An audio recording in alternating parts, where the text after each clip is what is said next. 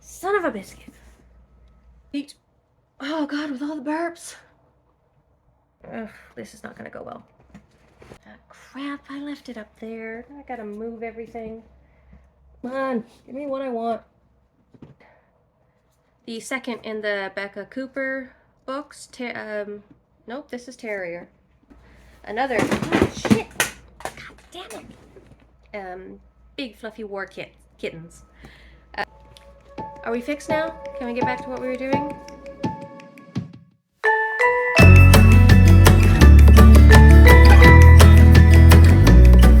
Okay, so hi, I'm Tabitha, and welcome to my channel, We the Foxen. Again, I really need to. I need to really get into the swing of doing this every week. The last 2 weeks, I wasn't feeling all that great, so I didn't film. And then it was March break, and sure, I could have filmed at night, but I was bloody tired. Kids all day, and I was going to sleep at like 7 p.m. So yeah, there's that. So I'm trying to get it in now. Um, so yeah, let's get into it. So what are you reading? What I have been reading over the last couple weeks, it's quite a bit, quite a few audiobooks, and well, let's start with the physical ones that I got here. I have finished An Acceptable Time by Madeleine L'Engle. Wasn't really expecting too much from this. I loved the first three books in the Time series as a kid. And I've reread them a couple times, but I think my favorite would be A Swiftly Tilting Planet. And I understand that there is there's the theme of Christian overtones in these books, and the last two of this series that I read were Many Waters, and then this, An Acceptable Time, heavily Christian themed. The Many Waters is a weird time travel book about going back to meet Moses and angels. It's bizarre, but still entertaining. This one, another time travel one, about Celtic priests making it to North America and working with the natives there. And this girl, Polly, goes back in time. And then a casual acquaintance of hers has shown up, and he does a whole bunch of selfish boy things. And really, it's just trying to save this boy from dying, save this tribe from being attacked, possibly annihilated by a neighboring band. And it's just that. It's weird fantasy sci-fi with Christian overtones. So I enjoyed it, and I'm definitely keeping these books because my Nana gave them to me, and they're some of the last gifts I have from her. But not the best of L'Engle's work, I would say. So yeah, there's that. And then, so yeah, the second in the Becca Cooper series. And I really enjoyed this one. I remember reading the Immortal series when I was in high school, and I've recently started the Song of the Lioness with Alana, the first adventure, reading the Becca Cooper trilogy, and I absolutely loved this one. The first one was good. This one was so much better, so much more interesting because you have the established characters.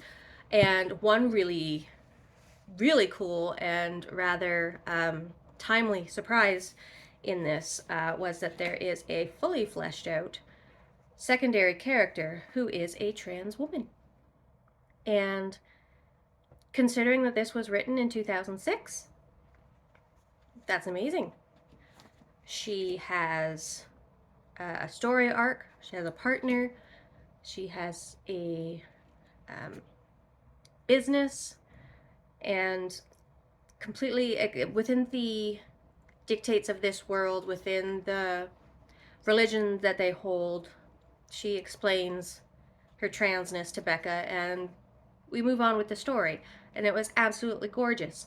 Um, as for the story with Becca itself, she's 17 in this, 17 or 18.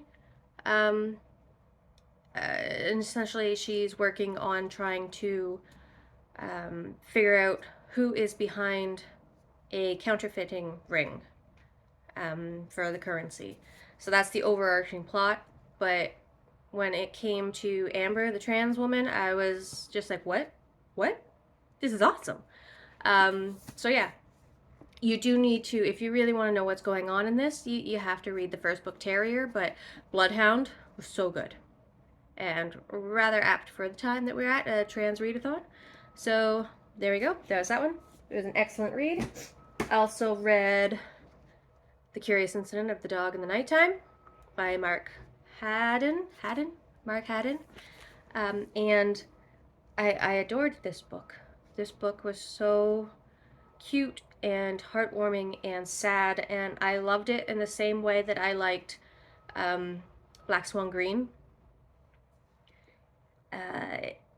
This follows a, what was it, 15? Yeah, Christopher is a 15-year-old boy who has autism. Now, when this was written, it says that he had Asperger's, and considering we're not using that term anymore. So he is high on the spectrum for autism. He goes to a special school. And it all starts where he discovers his neighbor's dog has been murdered with a pitchfork or a garden fork. And it's just bizarre little adventure from there, where he's trying to figure out who did it. And in the course of his investigation, he discovers something very traumatic about his own family and his own life. And then just watching his brain and his inner thoughts going through this adventure. I hadn't read anything like it. It was a really good read, and I identified with a few of the traits that Christopher has, that the way that he navigates the world, and I can see some of them also in my son, who is also neurodivergent, and I think everyone should read this. I think it would open a lot of eyes as to how some of our fellow humans, how they think and how they operate and how they perceive the world around us. So also really good read. I jumped on the Jim Butcher bandwagon, the Dresden Files, Stormfront. This was just fun. It was just pulpy, urban fantastical fun. I can see why so many people love these books. I am guilty of putting my perceptions of the television show, the very short-lived television show, in with this character. But you know what? It fit. Like it fit. Other than the description of the detective is much different than her portrayal on the show, but I really enjoyed this book, and it was really fun. Some nice adult urban fantasy, supernatural magic, and all that. Really good. Another book that I physically have was Cat a Witch by Annette Okorafor. Y'all, why didn't you tell me this was so good? Why didn't you tell me it was so good? I mean, I really do enjoy Annette Okorafor stuff.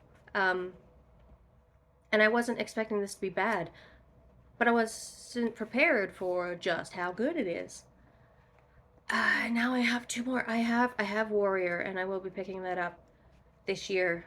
Hopefully, I have like over 200 books that I need to get to physically on my bookshelf.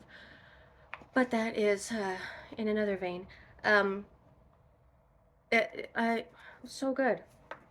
I mean, the fact that this girl, Sunny, she's albino, living in, was it Nigeria? Yeah. Um, just that otherness alone. And then the fact that she finds out that she's a witch, she's one of the leopard people. The whole integration of her, I forget what they call it, her magical face. Um, and then discovering what her alignment is, and going to find her, who will be her teacher, and how she navigates the world knowing that she has this power, and then the big bad at the end. Like, just everything that happens is, it's just really good. It's a really good YA story in itself.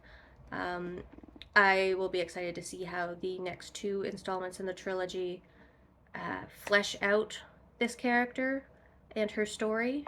But even if this were just a standalone, this was really good. So, A Cat, a Witch by Nnedi Okorafor. Physical book that I finished in these last 2 weeks was The Book of Strange New Things by Michelle Faber. This one was a weird one because it follows I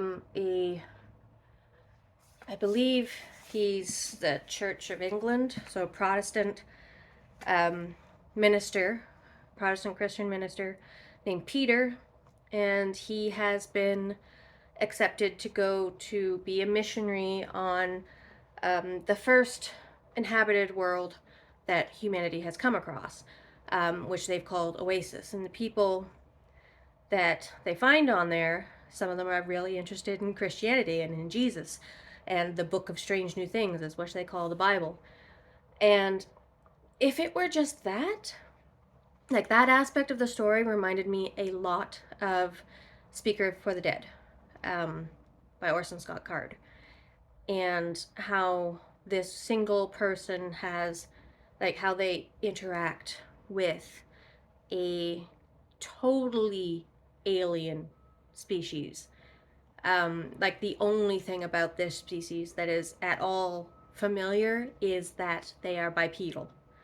Other than that, they are very strange. They're short. They have no discernible facial features. Like, Peter himself, kind of, when he first uh, encounters I think it's pronounced Hishisha, but he starts to call them by the Oasins, and then he learns what they call themselves. Um, that he described them as having, like, gaping, weird fleshy bit here, and like two fetus looking shapes up there. So, like, no eyes, no discernible mouth, no nose, like things like that is just really bizarre. Um, and they have a hard time pronouncing S's and T's, like hard T's. So, like, when they say Jesus, it's Jishush. I had to listen to the audiobook with this because once you meet the Oasins, the typography in this starts. They start using a lexicographer will have to look at this because, Nick, you can see it right there. Nope, no. These weird little characters here. I would have no idea how to pronounce this if I didn't listen along with the audiobook. Especially towards the end where Peter gives a speech in their language, and all you're hearing is like, I would not have known how at all to pronounce any of that because it's not in a recognizable alphabet. It's completely foreign and alien and made up, which adds to the uniqueness of this experience of him being a missionary to this alien world, this alien native population. And if it were just that, I think I would have enjoyed this book better. But that is just a plot device almost to the overarching story of his relationship with his wife, who he's left behind on Earth. And they're speaking to each other through missives that are sent back and forth between these two planets, and the deteriorating um, of civilization as a whole on Earth, while Peter is having this whole miraculous, um, almost Edenic like experience with the Oasins. And just the juxtaposition between those two things, and how, like a commentary on how long distance relationships don't work. And I wasn't too fond of that. Um, it wasn't bad, but ultimately, like, I really enjoyed the alien aspect, regardless of whether or not it's a Christian missionary that's going in. It was just the whole, not necessarily a first contact, but like the diplomacy, even through religion, with a native population that didn't end up in death. Um, that I thought that was interesting to explore, but then the overarching story of marriage that is falling apart due to distance, and separate experiences, and almost a codependency that they had had prior to this separation, um, and now they don't know how to operate separately. I wasn't as interested in that. I wanted to explore more with the aliens. Um, so I'm not saying this is a bad book. It just wasn't entirely for me. But a really pretty cover. So that's the Book of Strange New Things by Michelle Faber. Now on to the audiobooks that I went through. Blood Like Magic. Oh, okay. Blood Like Magic by Lizelle Sambury. Trinidadian Canadian author. The book is set in Toronto in like 2080, 2060, something like that. So, still recognizable city. So I felt right at home immediately because it's my city, it's my hometown. Um, and just the touchstones of like the Caravana, which is, it's not called Caravana here anymore because of stupid legal reasons, but um, yeah, what is it? The Caribbean Festival that's held every year here in Toronto. Dealing with the streetcars, the GO trains, the various neighborhoods, stuff like that. And it was just, that was a really great touchstone personally for me. And then the addition of Caribbean culture, which I'm not too familiar with, and it's like all the food, and how the food a lot is the thing that brings a family together. That was a fun aspect. Also, the generations of a family living in the same house, and then the addition of all this magic was absolutely brilliant. So I, without giving too much of it away, the book is about a girl who has to go through this rite to be able to identify and claim her magic. Otherwise, she will be from a witch family without having any magic. She has to pass this task. And the task that's given to her is absolutely horrible. The task that's given to her by a ancestor is, you will find your true love and destroy them in order to save her family, save her magic. And okay, so much drama, but it's good. And also a trans male character in this book. So there's just, yeah, I think his name is Lucas, and or Luke, just Luke, I think. Um, so yeah, another well-timed book for Trans Readathon, Blood Like Magic.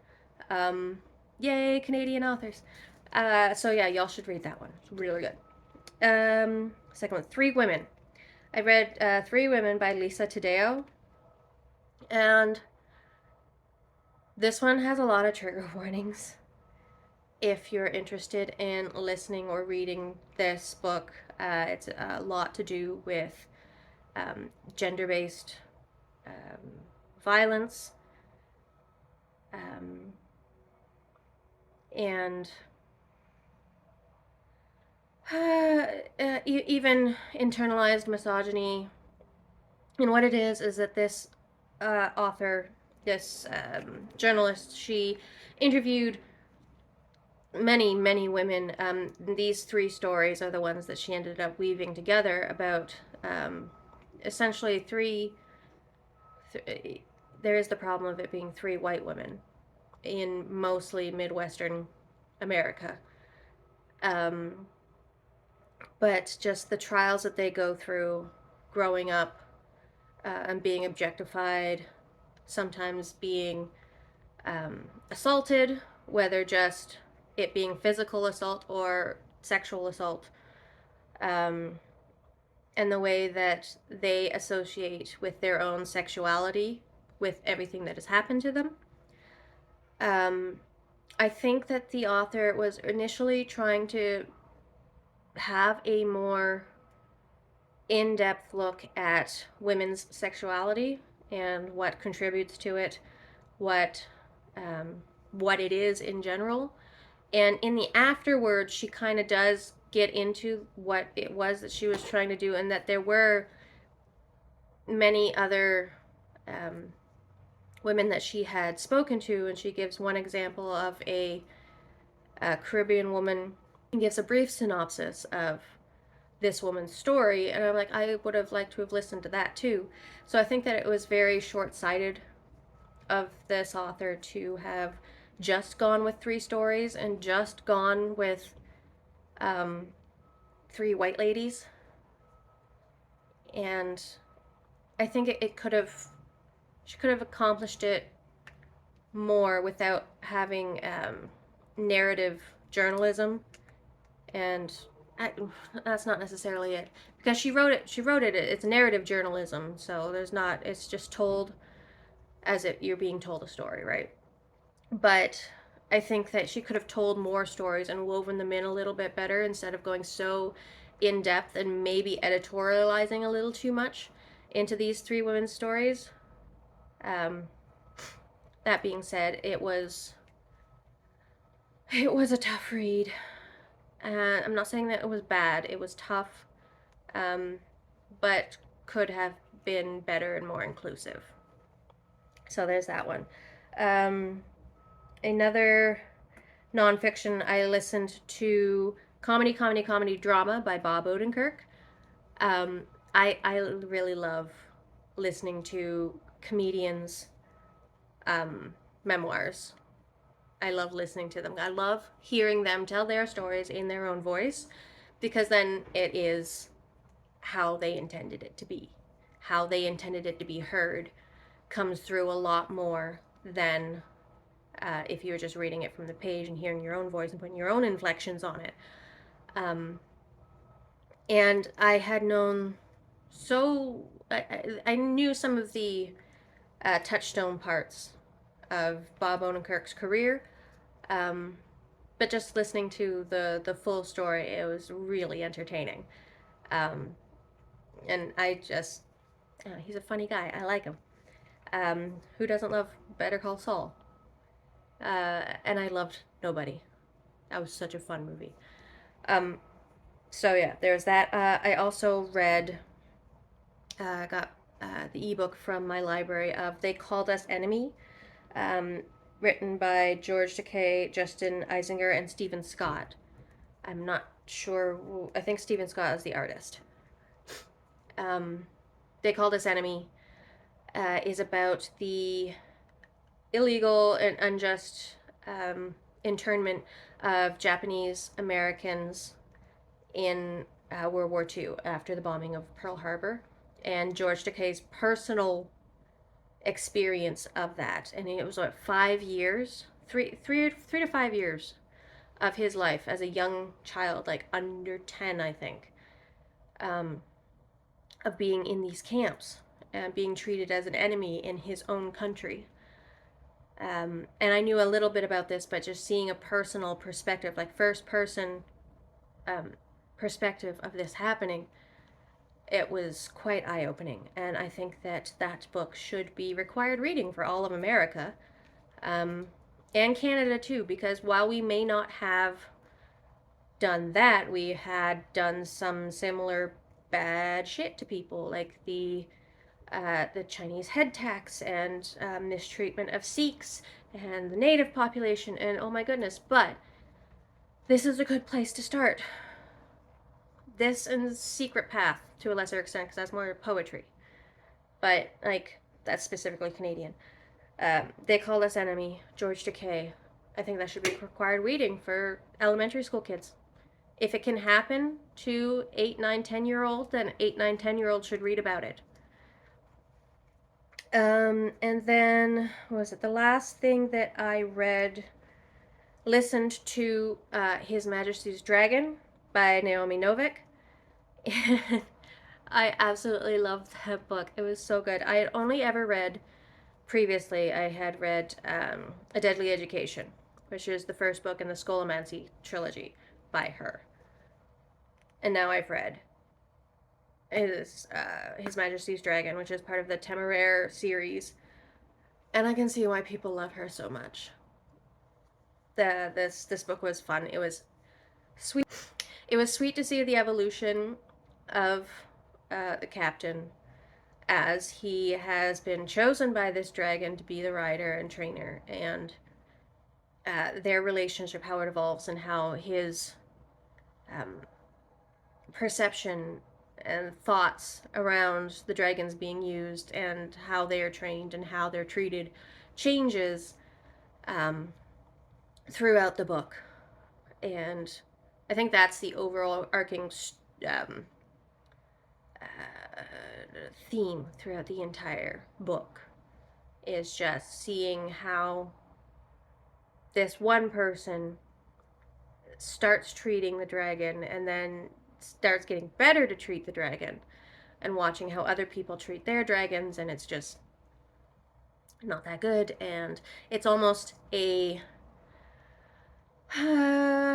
analogy for the suffragette movement.